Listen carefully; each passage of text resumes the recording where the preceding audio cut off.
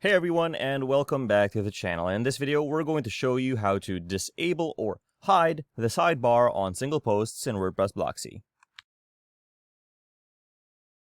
Okay, so we have a single post here, an example article, and you can see we have a sidebar here.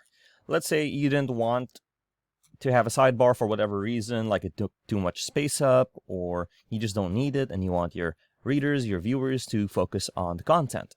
Let's go ahead and click on Customize. And we've now entered our WordPress customizer. We have our preview here. And since this is a blog post, a single blog post, let's scroll down here under post types and click on single post. And you can see we have 4 different options here. We have left sidebar, right sidebar, we have narrow width, and we have normal width.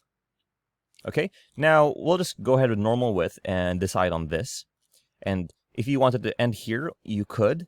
And if you chose either narrow width or normal width, your sidebar wouldn't appear. But let's say you removed your sidebar and the spacing got all messed up.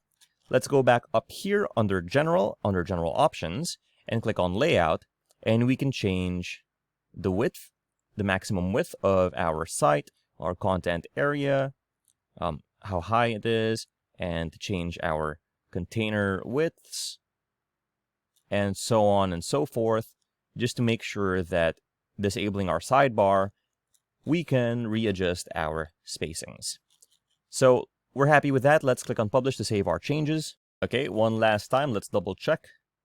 Let's reload, and we have our sidebar removed from our single posts. Now keep in mind that if you went to your blog archive and you had your sidebar enabled there, it doesn't remove it from our archive, just from our single posts.